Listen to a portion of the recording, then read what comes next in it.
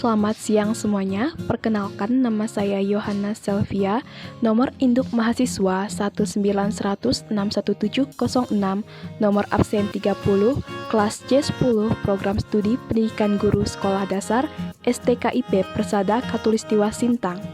Nah, pada video kali ini saya akan membuat video pembelajaran IPS SD. Nah, video ini untuk memenuhi tugas UAS mata kuliah pembelajaran IPS di sekolah dasar. Selamat menonton.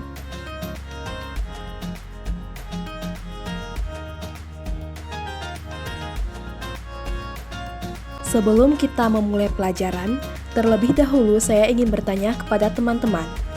Menurut teman-teman, apakah pelangi itu indah? Ya, pelangi itu indah bukan? Pelangi indah karena warna yang berbeda-beda. Hal ini sama halnya dengan hidup berbangsa dan bertanah air, akan indah jika kita hidup rukun walaupun berbeda-beda. Karena hidup rukun merupakan landasan untuk terciptanya persatuan dan kesatuan. Hidup rukun dalam perbedaan sudah menjadi tatanan kehidupan masyarakat Indonesia sejak dulu. Hal tersebut juga ditunjukkan ketika masa perjuangan memperebutkan kemerdekaan dari penjajah.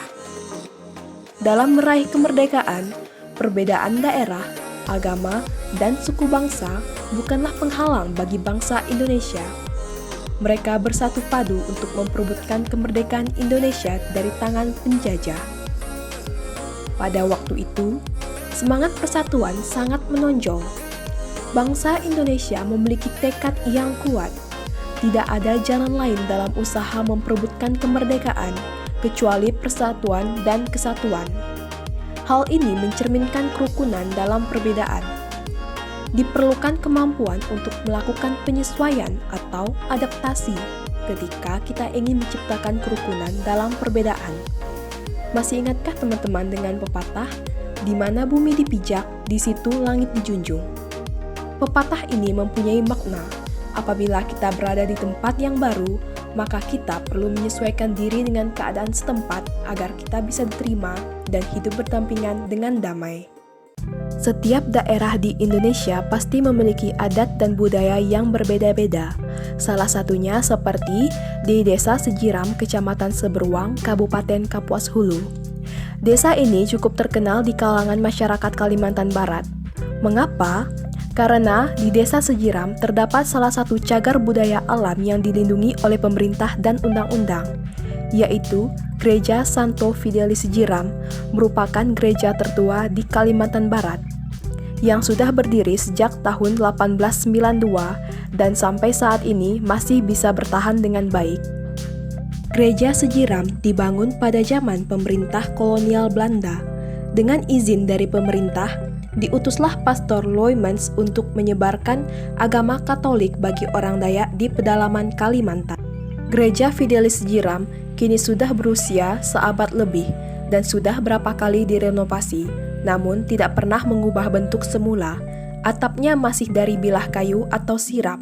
Di atas menara ada patung ayam jantan bertengger di atas salib. Sejak September 2004, pemerintah telah menetapkan Gereja Katolik Santo Fidelis Sejiram sebagai bangunan bersejarah yang dilindungi. Meski usianya sudah ratusan tahun, Gereja tua Sejiram masih tetap kokoh berdiri, serta lonceng gereja masih berdentang nyaring. Meskipun Desa Sejiram dengan ikonik Gereja Santo Fidelis Sejiram menjadi salah satu desa dengan penduduk yang menganut agama Kristen Katolik terbanyak, tetapi tidak menurunkan sikap toleransi masyarakat terhadap yang berbeda dari mereka. Seperti contohnya pembangunan musola dan kantor urusan agama atau KUA yang dibuat oleh masyarakat Desa Sejiram untuk menghargai masyarakat Desa Sejiram lainnya yang beragama non-Kristen seperti yang beragama Islam atau Muslim.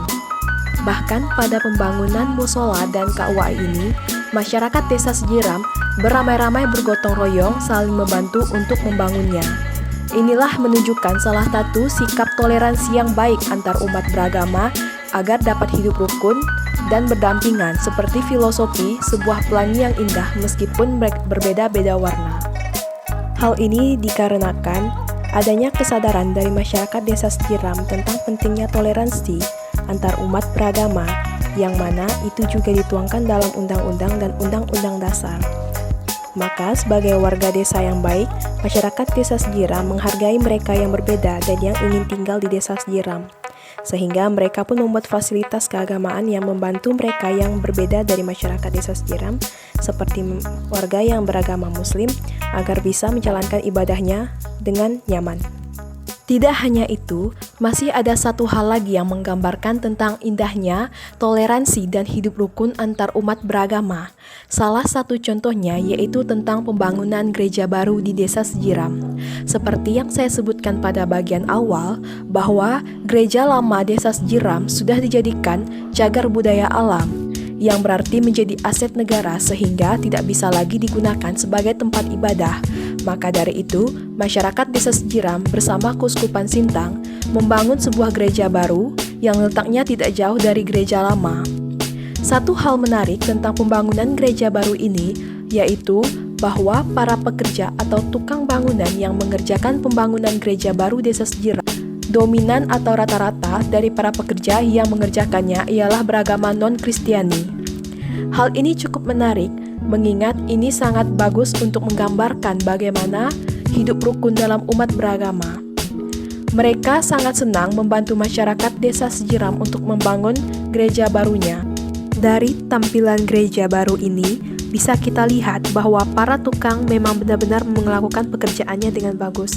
Mereka benar-benar membuat ukiran-ukiran yang sesuai dengan kekhasan dari agama Kristen Katolik. Karena sesuai dengan semboyan Indonesia yaitu Bhinneka Tunggal Ika yang artinya meskipun berbeda-beda tetapi tetap satu jua, maka kita sebagai bangsa Indonesia meskipun memiliki beragam agama, ras, dan suku, kita harus tetap hidup rukun dalam perbedaan karena kita memiliki semboyan Bhinneka Tunggal Ika. Nah, itu tadi penjelasan tentang contoh rukun dalam perbedaan yang ada di desa Sejiram, Kecamatan Seberuang, Kabupaten Kapuas Hulu. Nah, setelah mendengarkan materi ini dan menarik kesimpulannya, semoga teman-teman semua bisa belajar untuk lebih mendalami, menghayati, dan akhirnya bisa mempraktekkan hidup rukun dalam perbedaan di tempat teman-teman sendiri. Video ini mengambil salah satu contoh yaitu di desa Sejiram. Akan tetapi, masih ada banyak lagi contoh hidup rukun yang bisa kita ambil dan kita terapkan dalam kehidupan sehari-hari. Akhir kata, saya ucapkan terima kasih dan selamat siang.